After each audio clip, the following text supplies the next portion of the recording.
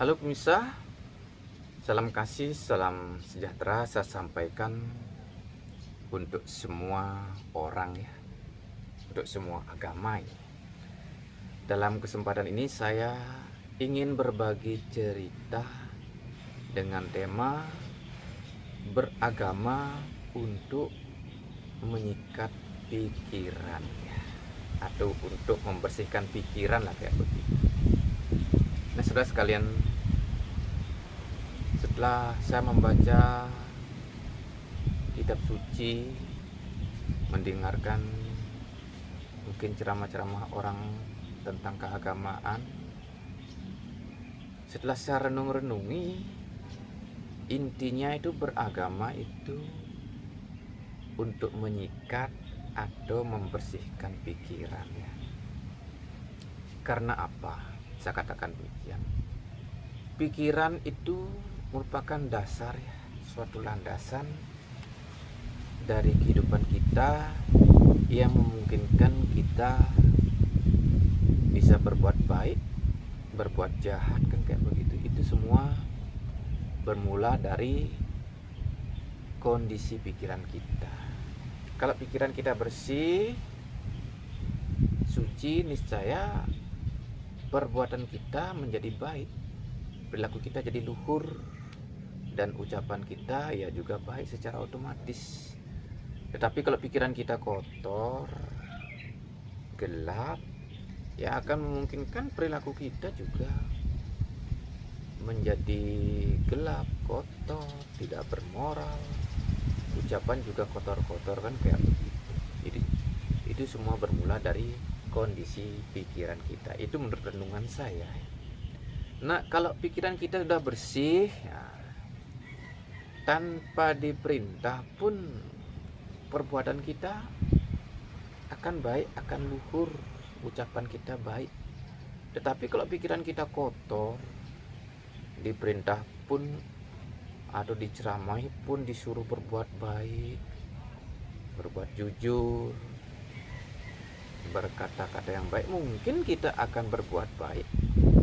Kalau pikiran kotor ya, mungkin saja kita berbuat baik hanya di depan umum aja, berkata-kata baik di depan umum aja.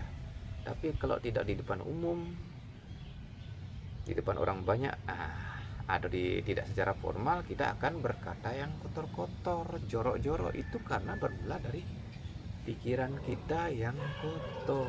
Tetapi kalau bersih, itu seperti saya katakan tadi, tanpa diperintah-perintah pun untuk berbuat baik, karena dasarnya pikiran bersih, maka dari itu kita bisa berbuat baik dengan sendirinya, baik di tempat umum maupun bukan di tempat umum, kan kayak begitu ya. Nah, inilah setelah saya renungi dari berbagai wacana dan ceramah orang-orang yang bergelut di bidang agama.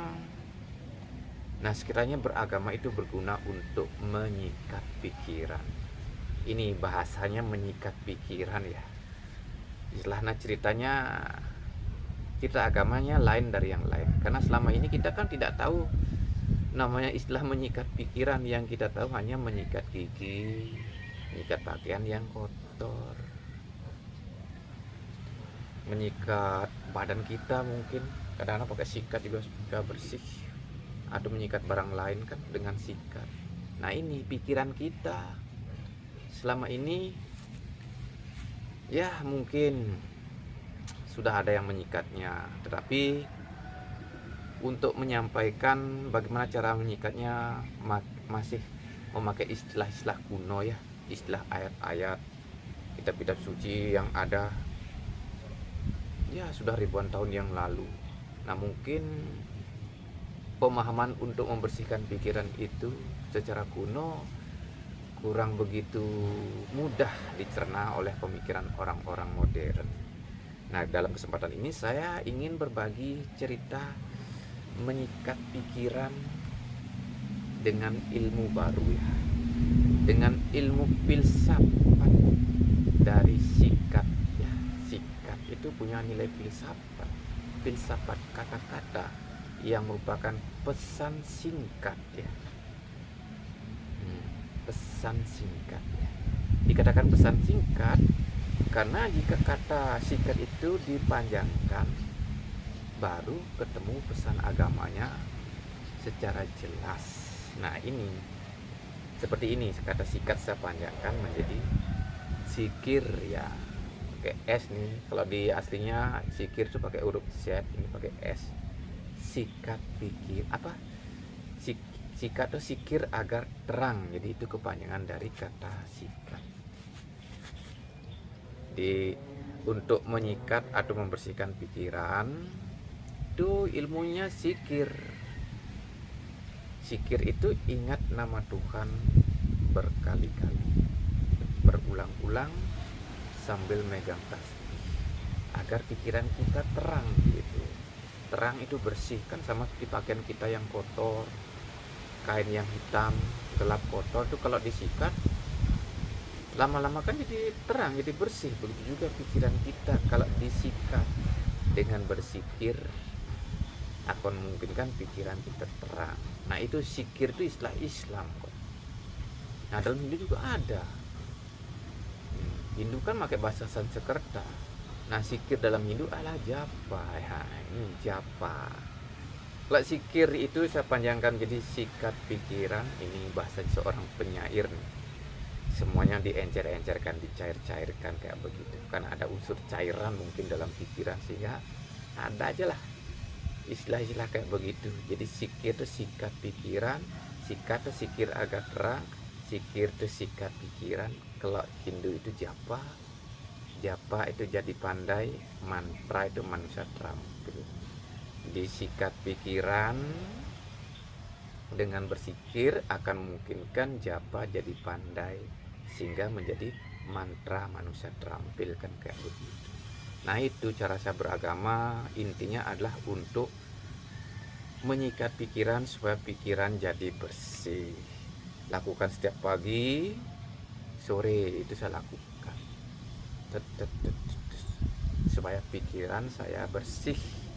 Nah saya melakukan zikir atau japa dalam istilah saya punya agama Hindu, atau mungkin istilah Buddha dan Kristen ada mungkin itu. Entahlah apa istilahnya, yang penting intinya sama, itu mula-mula nama Tuhan berperan sebagai sikat zikir agar terang, jadi sebagai sikatnya pikiran. Nah ini saya sebagai orang Hindu di usia 27 tahun baru mengenal yang namanya ilmu japa atau mempraktekkan japa. Nah itu bermula dari saya punya badan.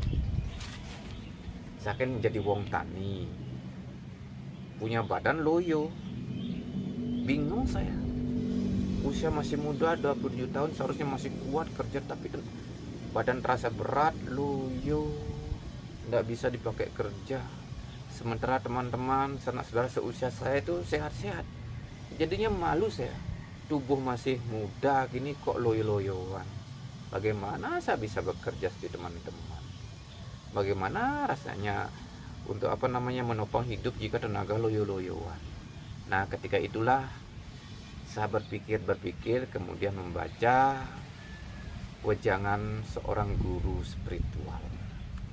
Nah isi wejangan itu kurang lebih begini, saya temukan bacaannya kayak begini: jangan pusingkan urusan badan. Nah ketika saya loyo kan saya pusing dengan badan ini, berat dipakai kerja. Nah itu wejangan mengatakan jangan pusingkan urusan badanmu gitu, bersihkan aja bagian batin, nanti ringan. Nah jadinya lihat wajah itu saya berpikir, oh bagian batin ini berarti bagian pikiran ya, bagian pikiran yang harus dibersihkan. Yang mengotori pikiran adalah memori, kenangan, atau dalam istilah Weda disebut dengan karma wasana. Nah itu yang dibersihkan, disikat dengan itulah zikir agar terang atau dengan japa. Akhirnya saya melakukannya selama kurang lebih 3 minggu baru ada perubahan. Karena apa? Selama sampai usia 27 tahun itu saya tidak pernah membersihkan pikiran dengan ilmu agama. Nah mungkin pikiran saya kotornya kayak kain yang kelewat gelap gitu ya. Kotornya menumpuk penuh memori tentang duniawi. Nah itu butuh waktu itu 3 minggu saya pagi sore itu rutin dalam sehari itu saya memberikan jatah berjapa atau berzikir itu 1000 kali mantra Gayatri. Saya cicil pagi mungkin 500, sore 500, ditambah lagi malam harinya gitu. Makin banyak makin bagus. Alhasil setelah 3 minggu saya merasakan badan ringan, seger rasanya gitu badan, sehingga siap dipakai mengambil pekerjaan walaupun mungkin pekerjaan itu berat. Jadi wong tani ya, jadinya kita tidak mundur jadi wong tani, kita sanggup jadi petani, bisalah kita kerjakan. Nah, itulah tenaganya sudah bangkit berkat inilah pikiran saya bersihkan, saya sikat ya dibandelin. Nah itu saya punya pengalaman sehingga saya bisa berbagi cerita dengan tema beragama untuk menyikat pikiran supaya pikiran bersih. Nah itu mungkin daripadanya itu membuat pikiran saya bersih, memori-memori yang menempel di pikiran dibersihkan. Dari pikiran yang bersih ada syair kata bersih, berseri-seri ulas asih. Jadi wajah lagi sedikit ceria, berseri-seri dan memiliki ya adanya sifat ulas asih. Tetapi kalau kita tidak pernah membersihkan pikiran, tentu pikiran kita jadi kotor. Dari pikiran yang kotor akan memungkinkan kelakuan kita, mental kita dikendalikan oleh kekuatan gelap ya. Nah kekuatan gelap di dalam Weda itu dikenal dengan sifat tamas. Nah itu kekuatan sifat tamas yang mengendalikan kita punya pikiran atau mental yang membuat sifat kita yaitu cuek, apatis, masa bodoh, tidak mau tahu, belajar agama tidak suka, pokok cuek, masa bodoh itulah. Bagaimana orang masa bodoh itu diakibatkan oleh pikiran kita dikendalikan oleh sifat tamas atau sifat gelap tersebut. Ujung-ujung dari pengaruh kekuatan gelap itu membuat pikiran kita bingung, sumpah, kacau ruwet, tenaga dimatikan. Itu jadinya walaupun kita sudah makan, tenaga kita tidak ada bangkit-bangkitnya karena itu sifat tamas itu mematikan. Nah itu sifat tamas, kekuatan gelap itu menempel pada setiap memori tentang aktivitas kehidupan kita sehari-hari. Nah semakin banyak memori tentang duniawi menempel di pikiran, kekuatan gelapnya itu sifat tamas itu semakin gede gitu ya. Nah kekuatan gelap ini juga mempengaruhi kehidupan kita sesuai dengan kepanjangan kata kotor ya. Kotor pertama saya panjangkan jadi koruptor ya, itu kita. Jadi sifat tamas atau kekuatan gelap itu membuat kita jadi orang bermental koruptor, suka korupsi, warnanya gelap, suka main gelap-gelapan, kan begitu, menggelapkan uang negara. Ini bermula dari pikiran yang kotor. Nah supaya berhenti atau berkurang kebiasaan koruptornya, sekiranya pikirannya perlu disikat, dibersihkan ya. Nanti akan berkurang kok kebiasaan koruptor. Selanjutnya kata kotor yang kedua sepanjangnya menjadi kocak, tolol, rewel. Nah ini kaum ibu di zaman modern kebanyakan bingung, dipusingkan oleh anak-anaknya yang rewel, kocak, tolol, rewel, cuek, masa bodoh, kayak begitu. Guru di sekolah juga begitu, menghadapi siswa-siswa zaman sekarang katanya kayak begitu kebanyakan. Nah guru ini jarang tahu penyebabnya.